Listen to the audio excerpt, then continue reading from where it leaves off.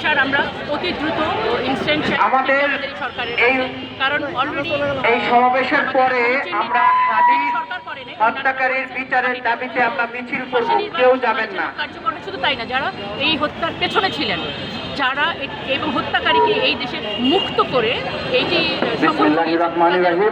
শাস্তি আজকে এই হত্যাকাণ্ডের পিছনে স্বরাষ্ট্র উপদেষ্টা কিংবা বাংলাদেশের আইন শৃঙ্খলা বাহিনী মুক্তিযোদ্ধা আব্দুল সালাম শৃঙ্খলা পরিস্থিতি আপনি কতটা PMB নিরাপদ ফিল করেন? যে দেশে আমরা এই প্রতিবাদ সমাবেশ শেষে নিরাপদ না, একটি বিক্ষোভ মিছিল করব।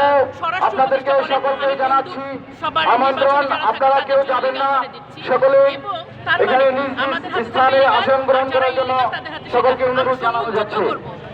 তাহলে আমাদের এই মন্ত্রণালয়ের কি দরকার? আমরা যুদ্ধ করে জিহাদ করে পাচ্ছি, সেখানে তো কোনো আইন পরিস্থিতির আমরা কোনো, তার চেয়েও বড় কথা আছে আমরা যেটা শুনতে পেয়েছি যে স্বরাষ্ট্র সচিব অথবা আমাদের যেই আমরা যাদেরকে বলি তাদের অনেকেই ফ্যাসিস্ট আমলে রয়ে গেছে, তাদের মতো করেই সব কিছু চলছে, যেই কারণে এখনও আমরা কিন্তু ফ্যাসিস্ট আমলের প্রত্যেককে সেই আগের মতো করেই তাদের কার্যক্রম চালিয়ে যেতে দেখছি।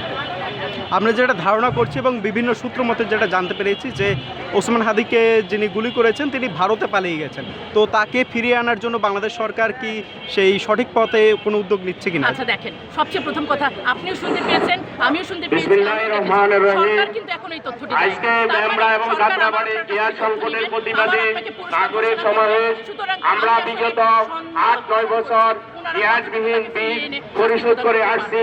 সরকার কি সঠিক পথে আছে? এই রায়ের বাগ অফিসে গিয়েছি, মতিঝিল অফিসে গিয়েছি এবং কারণ বাজার অফিসে গিয়েছি, আমাদের কোনো সাড়া দেয়নি।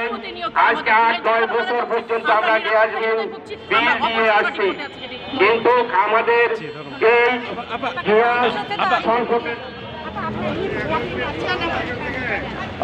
আপনার নাম পরিচয় দিতে আপনার ডেজিনেশন নাম? ডক্টর শামীমা তাসনিম, আমি শাহজালাল বিশ্ববিদ্যালয়ের অনেক অনেক ধন্যবাদ, অনেক অনেক ধন্যবাদ।